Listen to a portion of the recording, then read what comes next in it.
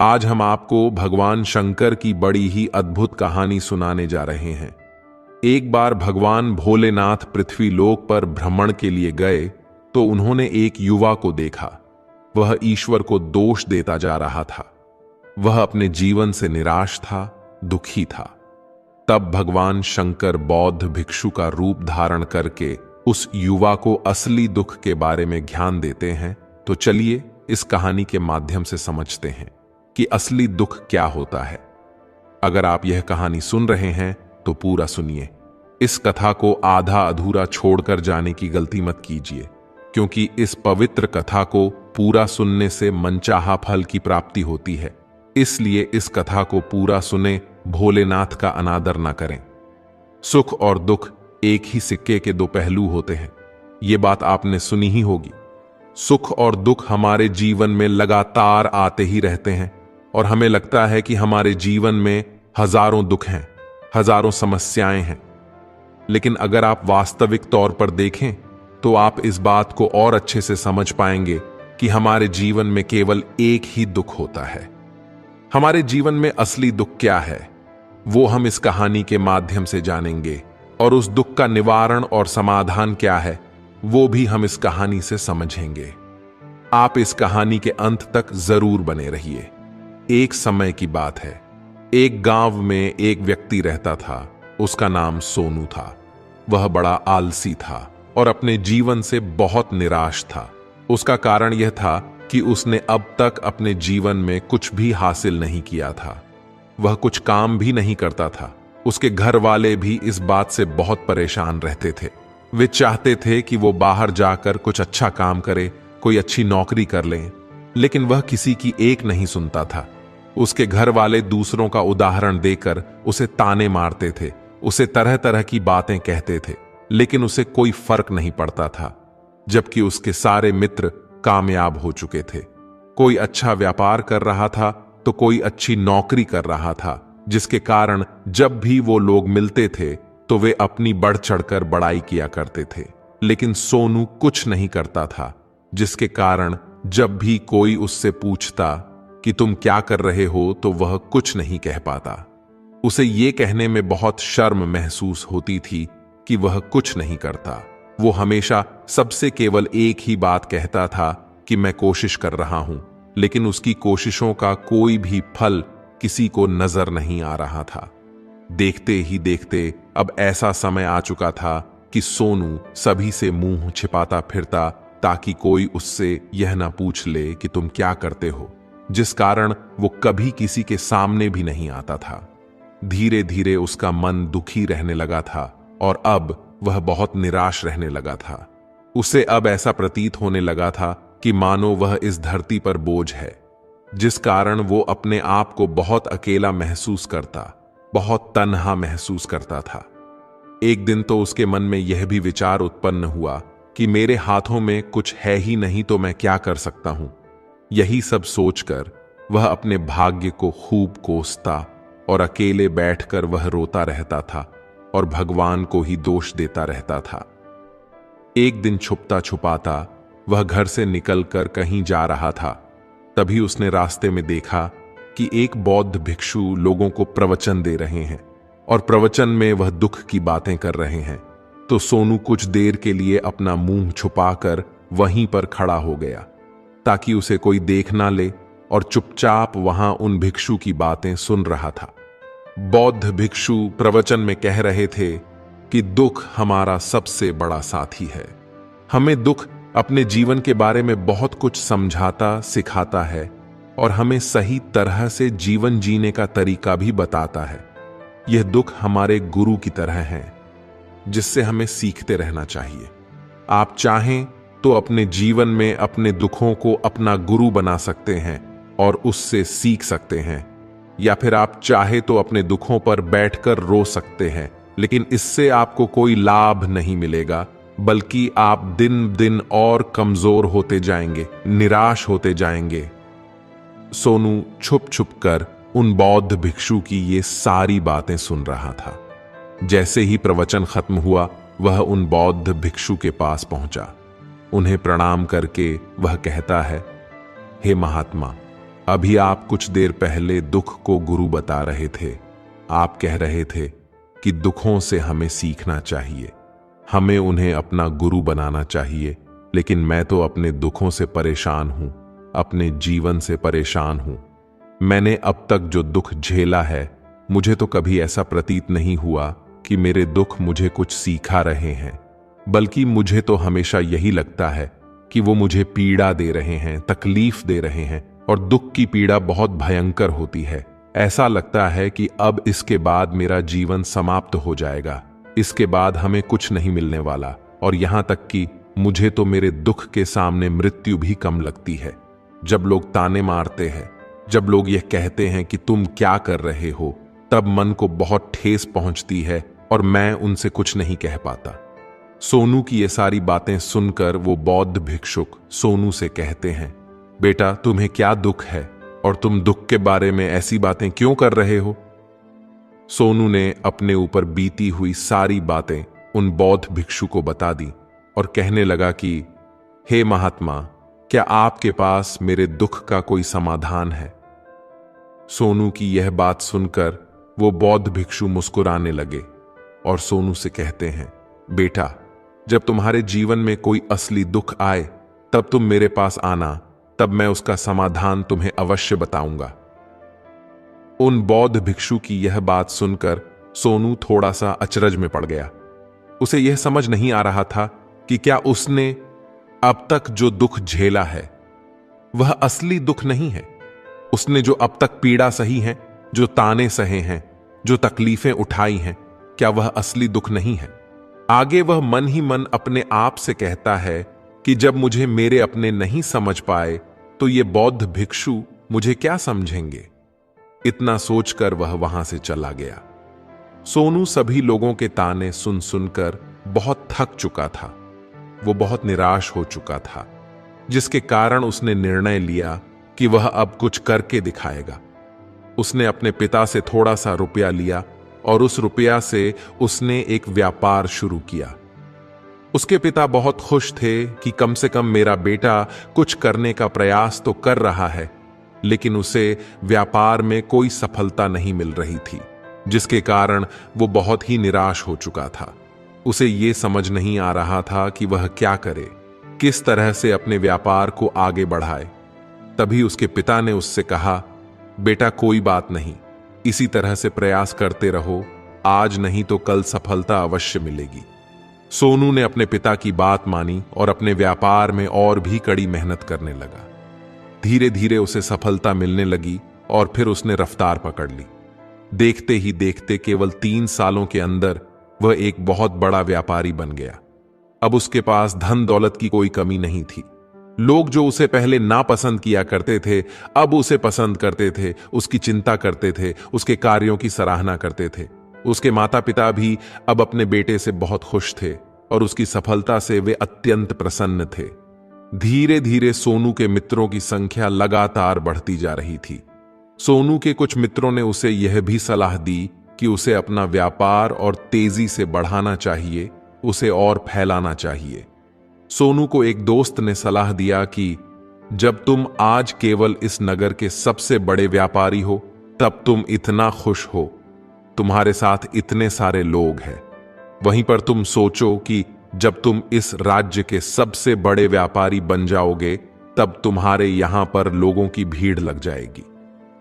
लोग तुमसे मिलने के लिए समय निकालेंगे।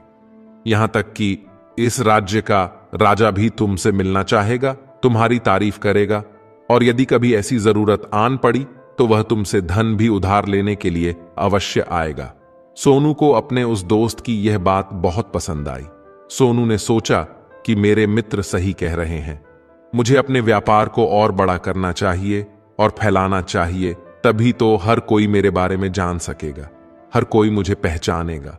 उसने बिना देरी किए अपने समय को बिना गंवाए अपने व्यापार में और मेहनत करने लगा। लेकिन अब की बार उसके मन में धैर्य नहीं था, जिसके कारण उसने कुछ अनुचित कदम उठाए ताकि उसका व्यापार जल्दी से जल्दी और बड़ा हो जाए। उसने कई लोगों से अधिक मात्रा में धन उधार ले लिया, जिससे उसके ऊपर अब काफी कर्ज हो चुका था और इतना ही नहीं, वो यहां पर भी नहीं रुका। उसने अधिक से अधिक मुनाफा कमाने के चक्कर में अपने माल की गुणवत्ता को भी खराब कर दिया था, जिससे अब उसके माल में वह बात नहीं रह गई थी जो पहले हुआ करती थी। लेकिन वह अपने मित्रों की बात सुनता रहा। जैसा उसके मित्र कहते थे वो वैसा ही करता चला जा रहा था, यहां तक कि उसने अपने व्यापार को और भी तीव्रता से बढ़ाने के लिए अपने दूसरे छोटे व्यापारियों के खिलाफ षड्यंत्र भी रचने शुरू कर दिए थे, जिस कारण उसके मन में अब पहले जैसा वह सुकून नहीं था। अब उसे रातों को नींद नहीं आती थी। वह केवल एक ही विचार में लगा रहता था कि किस तरह से उसका व्यापार पूरे राज्य में फैल जाए और वह इस राज्य का सबसे बड़ा व्यापारी बन जाए। वह दिन रात केवल इसी मेहनत में लगा रहता कि उसका व्यापार जल्दी से जल्दी और बड़ा हो जाए। हालांकि उसके पास अब सब कुछ था, धन, दौलत, अच्छा घर, गाड़ियां, नौकर, चाकर, सभी तरह की सुख सुविधाएं थीं। लेकिन उसके बावजूद भी वह उन चीजों का लाभ नहीं उठा पा रहा था, क्योंकि उसका पूरा ध्यान केवल अपने व्यापार को अधिक से अधिक उन्नति की तरफ ले जाना था। एक दिन सोनू अपने रथ पर बैठकर एक मार्ग से होकर गुजर रहा था। तभी रास्ते में उन्हीं गुरुवर का आश्रम पड़ा। यह देखकर वह उन बौद्ध भिक्षु के पास गया और बौद्ध भिक्षु से कहने लगा, हे महात्मा, आपने कहा था कि जब मेरे जीवन में कोई असली दुख आए तब मैं आपके पास आऊं, तो इस कारण मैं आपके यहां पर आया हूं। आज मैं बहुत दुखी हूं। मैं रातों को सो नहीं पाता। मेरे पास सब कुछ होते हुए भी मैं उनका लुत्फ नहीं उठा पा रहा। उसने अपनी सारी बातें एक एक करके उन बौद्ध भिक्षु को बता दी। तभी वह बौद्ध भिक्षु सोनू से कहते हैं कि बेटा, जब तुम पहली बार आए थे तब भी तुम बहुत दुखी थे, लेकिन तब तुमने अपने दुख से क्या सीखा था? इसके जवाब में सोनू उन बौद्ध भिक्षु से कहता है कि हे महात्मा, जब मैं अपने जीवन में कुछ नहीं कर पा रहा था तब मैंने अपने दुखों से यह सीखा था कि केवल सोचने मात्र से कुछ नहीं होगा, उसके लिए हमें कुछ करना भी पड़ेगा। और केवल कोई कर्म करना ही हमें सफल नहीं बनाता, बल्कि उस कर्म को उसके अंजाम तक पहुंचाना हमें सफल बनाता है। फिर चाहे रास्ता कैसा भी हो, फिर चाहे परिस्थितियां कैसी भी क्यों ना हो, फिर चाहे कितनी ही बाधाएं आपके रास्ते में क्यों ना आ जाएं, चाहे ऐसा क्यों ना लगने लगे कि अब आपके जीवन में कुछ नहीं बचा और आप कुछ नहीं कर सकते, तब भी हौसला बनाए रखें, उम्मीद ना छोड़ें और अपने कार्य पर डटे रहें, यह सोचकर कि जब तक मैं अपने कार्य को सफल नहीं कर लेता, जब तक मैं अपने लक्ष्य तक पहुंच नहीं जाता, तब तक मैं इस कार्य को करता रहूंगा। मैं इस कार्य में अवश्य सफल होकर ही रहूंगा। जबकि बाकी लोग केवल सफल लोगों को महत्व देते हैं, उनके कर्मों को नहीं। सोनू की ये सारी बातें सुनकर वह बौद्ध भिक्षु मुस्कुराने लगे और सोनू से कहते हैं, बेटा, जब तुम्हारे जीवन में असली दुख आए तब तुम मेरे पास आना, मैं तुम्हारी समस्या का समाधान अवश्य करूंगा। इतना कहकर वह बौद्ध भिक्षु वहां से उठकर चले गए। सोनू एक बार फिर से उनकी ये बातें सुनकर आश्चर्यचकित रह गया। उसे अब यह समझ नहीं आ रहा था कि उसने जो दुख देखा है, उसने जो तकलीफ अब तक सहा है, क्या वह असली दुख नहीं है? उसके मन में अब एक सवाल उत्पन्न होने लगा कि असली दुख क्या है और इसकी पहचान क्या है? मुझे कैसे पता चलेगा कि इस समय में मैं असली दुख में हूं या नहीं? लेकिन उसने भिक्षु से कुछ नहीं कहा। जब वह ये सब सोच ही रहा था कि तभी वह बौद्ध भिक्षु सोनू के पास एक बड़ा सा घड़ा लेकर पहुंच जाते हैं। उस घड़े के अंदर सोने के सिक्के थे। उस घड़े को देते हुए वह बौद्ध भिक्षु सोनू से कहते हैं, बेटा, तुम इसे उस पेड़ के नीचे दबा दो, क्योंकि यह मेरे किसी काम का नहीं है। जब मुझे इसकी जरूरत पड़ेगी तब मैं वहां से खोद कर इसे निकाल लूंगा, लेकिन अभी के लिए इसे वहां पर मिट्टी के नीचे दबा दो। सोनू ने उस बौद्ध भिक्षु की बात मान ली और वो घड़ा उस पेड़ के नीचे जाकर मिट्टी में दबा दी। इतना करके वह गुरुवर को प्रणाम कर वहां से वापस अपने घर की ओर लौट जाता है। धीरे धीरे समय बीतता गया। समय के साथ साथ सोनू व्यापार में और भी ज्यादा उन्नति कर चुका था।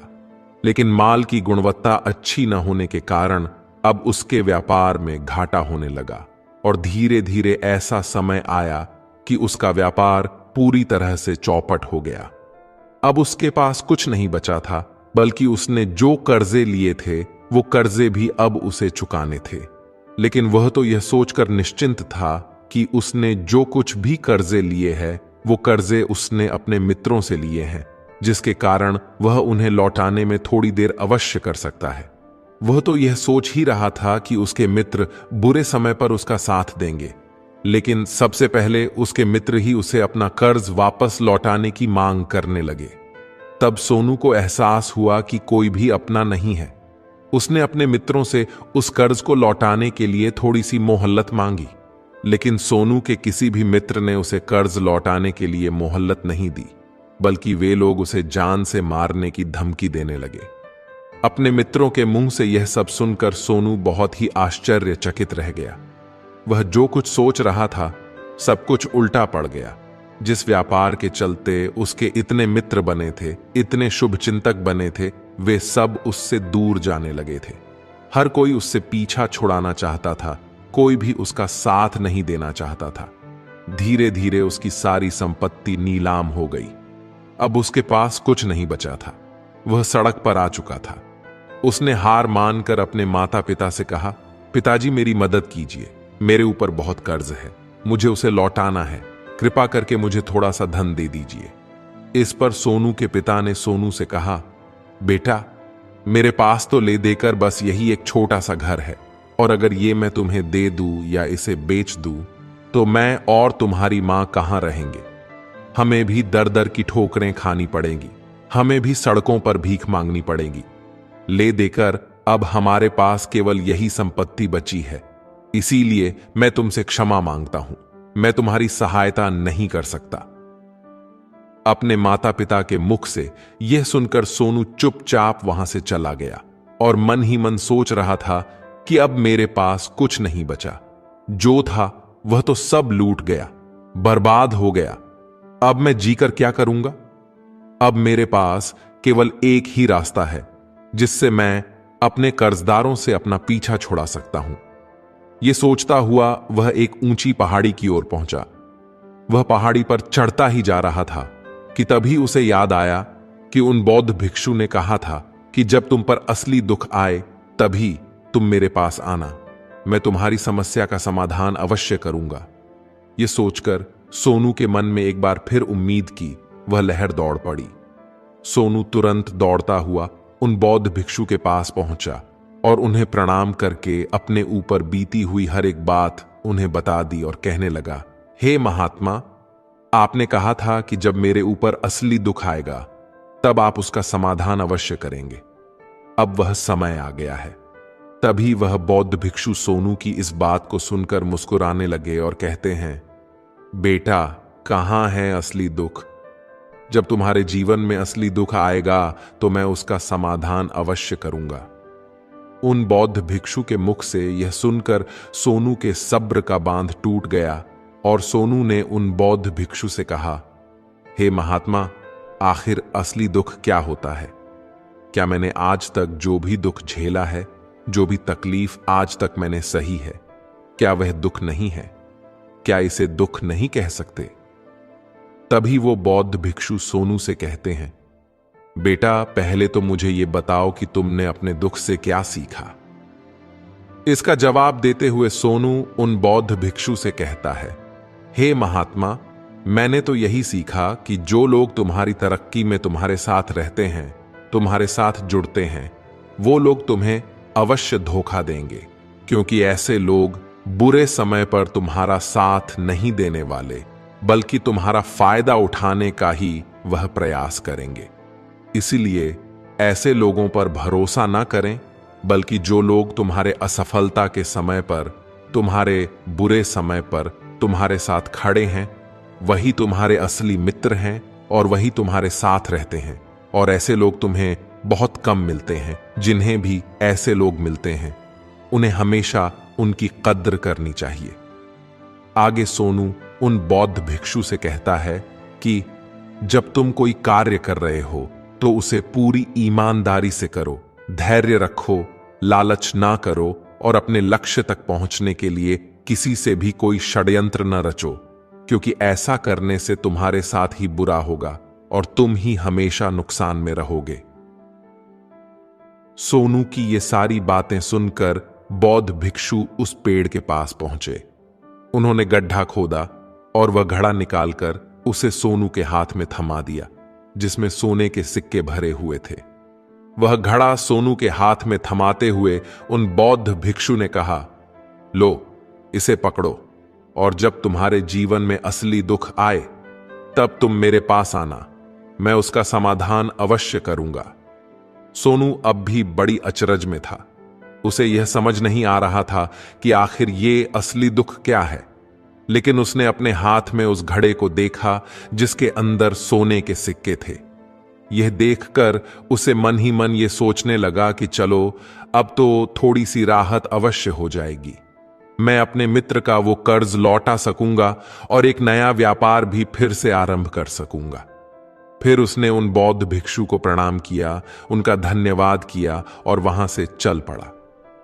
सोनू ने उस सोने के सिक्कों से सभी का कर्जा लौटा दिया और अपने लिए एक बार फिर से नया व्यापार शुरू किया। व्यापार छोटा था, लेकिन अब की बार सोनू बहुत खुश था। उसने पूरी ईमानदारी, मेहनत और लगन के साथ अपने व्यापार पर काम किया और देखते ही देखते एक बार फिर से वह एक बड़ा व्यापारी बन गया। लेकिन अब की बार सोनू बहुत खुश था, क्योंकि इस बार उसने कोई लालच नहीं की, ना ही किसी के लिए षड्यंत्र रचा, बल्कि उसने पूरी ईमानदारी और मेहनत के साथ अपने व्यापार पर काम किया। लेकिन दोस्तों, जैसे जैसे आप धनी होते जाते हैं, जैसे जैसे आप अमीर बनते जाते हैं, आपके मन में एक और डर उत्पन्न होने लगता है कि कहीं आप अपनी दौलत को ना खो दें, जिस कारण आप दान करना, पुण्य करना शुरू कर देते हैं, लोगों की मदद करते हैं ताकि आपके जीवन में कभी कोई दुख ना आए। लेकिन यह जीवन सुख और दुख का संगम है, जिस कारण हर किसी को सुख और दुख से होकर गुजरना ही पड़ता है। इसी वजह से एक बार फिर से सोनू के जीवन में एक और दुख उत्पन्न हुआ। अब की बार उसके माता और पिता दोनों की मृत्यु हो गई। सोनू अपने माता पिता से बहुत प्रेम करता था, जिसके कारण उसके मन को बहुत गहरा आघात पहुंचा। जब आखिरी बार वह उन्हें देख रहा था तो उसके मन में हजारों सवाल उत्पन्न होने लगे। वह अपने घर लौटा और घर लौटकर उसने देखा कि जिस संपत्ति के लिए वह हमेशा चिंतित रहते थे, आज उसकी देखभाल के लिए कोई नहीं था। उसके माता पिता ने जो भी मेहनत की, जो भी अपने जीवन में इकट्ठा किया, वह सब यही रह गया। लेकिन अब सब कुछ खत्म हो चुका था और सोनू का मन अब बहुत बेचैन हो रहा था। उसके मन में हजारों सवाल उत्पन्न हो रहे थे और वह अपने आप को बहुत अकेला महसूस कर रहा था।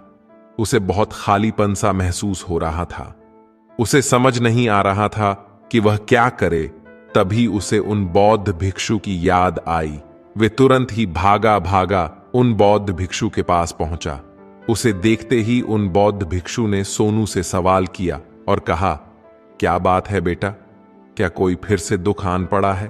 तभी सोनू ने कहा, नहीं गुरुदेव, अब तो सब ठीक है, लेकिन आज मेरे माता पिता की मृत्यु हो गई और मैं बहुत अकेला और खालीपन सा महसूस कर रहा हूं। मैं बहुत दुखी महसूस कर रहा हूं। तभी वह बौद्ध भिक्षु सोनू से कहते हैं, बेटा, इसमें दुखी होने वाली बात क्या है? यह तो जीवन है। एक दिन तो सभी को जाना है। यहां पर कोई भी रहने नहीं आया और ना ही कोई रहेगा। हम सब एक न एक दिन मृत्यु को प्राप्त हो ही जाएंगे और मृत्यु कब आएगी ये किसी को नहीं पता। हो सकता है कि तुम्हारी मृत्यु कल ही हो जाए या फिर आज और अभी। यह सुनकर सोनू आश्चर्यचकित रह गया। उसने उन बौद्ध भिक्षु से कहा, हे महाराज, आप ये क्या कह रहे हैं? मैं तो अभी जवान हूं और मुझे तो अभी अपनी पूरी उम्र जीना है। मैं तो जीना चाहता हूं, कुछ करना चाहता हूं, और आप कह रहे कि मैं कभी भी मृत्यु को प्राप्त हो सकता हूं। इस पर वो बौद्ध भिक्षु सोनू से कहते हैं, बेटा, इस भ्रम में मत रहना कि मृत्यु केवल बूढ़े लोगों को आती है। बूढ़ों के सामने तो उनके जवान बच्चे तक मर जाते हैं। मृत्यु कभी किसी की उम्र देखकर नहीं आती और ना ही किसी को बताकर आती है।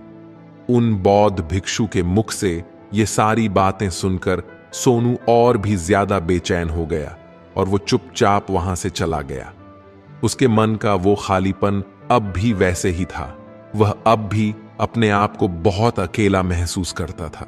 उसके बाद से उसका मन अपने व्यापार में भी नहीं लगता था। जब भी वह कोई कार्य करता तो उसके मन में ढेर सारे प्रश्न उठने लगते थे कि वो क्या कर रहा है, क्यों कर रहा है और उसने इस कार्य को क्यों शुरू किया। उसके मन में अब एक और प्रश्न उत्पन्न होने लगा था कि क्या हम यहां पर केवल इसीलिए आते हैं कि इस जीवन को भोगे और एक दिन मृत्यु को प्राप्त हो जाए।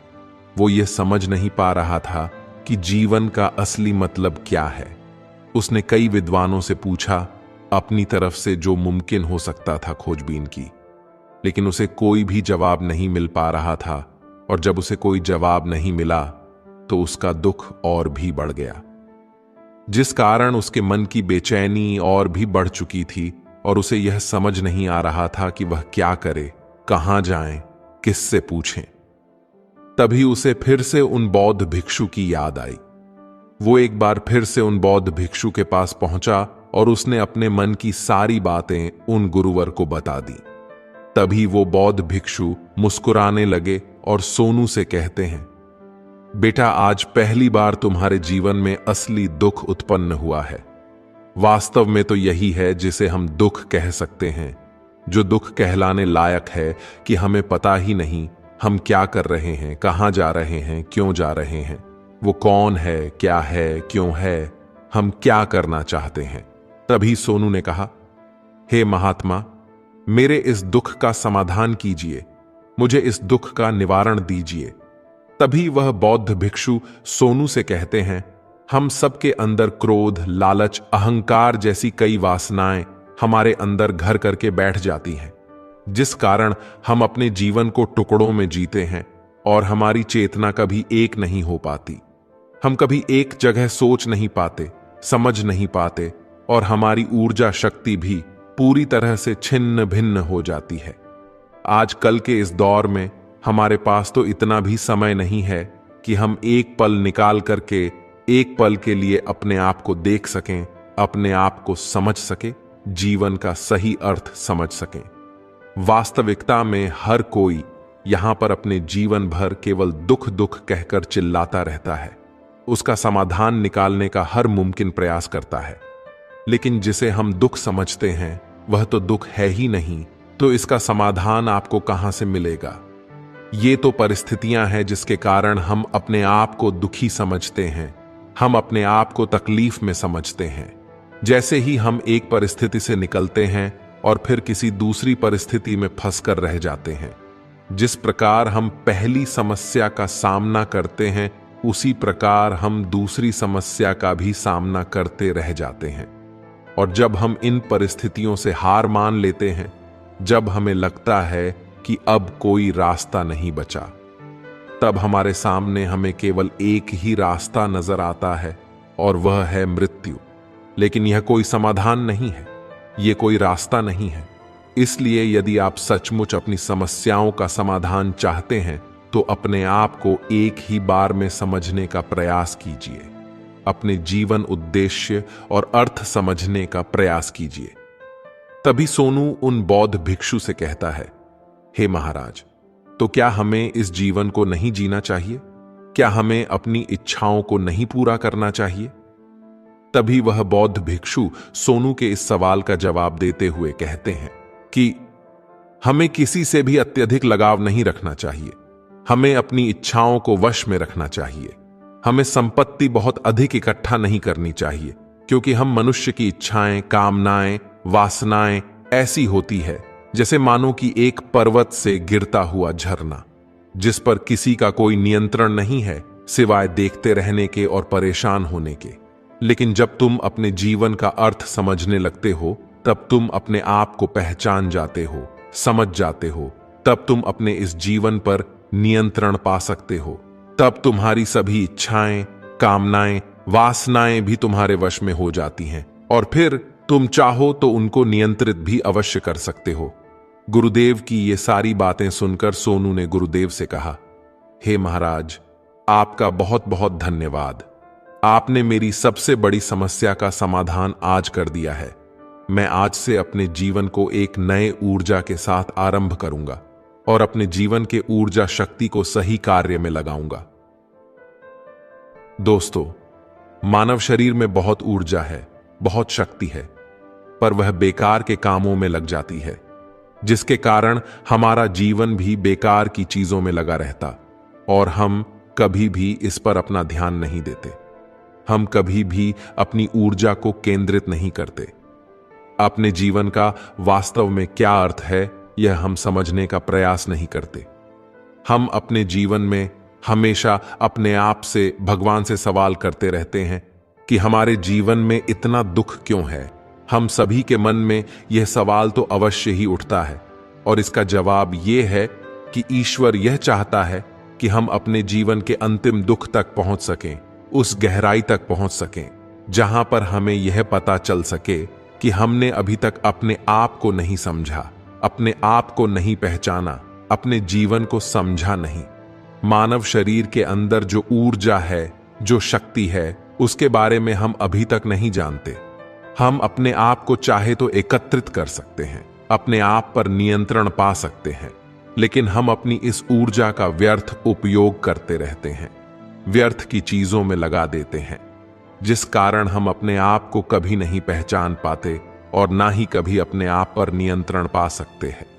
लेकिन यदि आप अपने आप को जानना चाहते हैं, अपने आप को पहचानना चाहते हैं, तो पहले आपको खुद को एकत्रित करना होगा, अर्थात ध्यान लगाना होगा।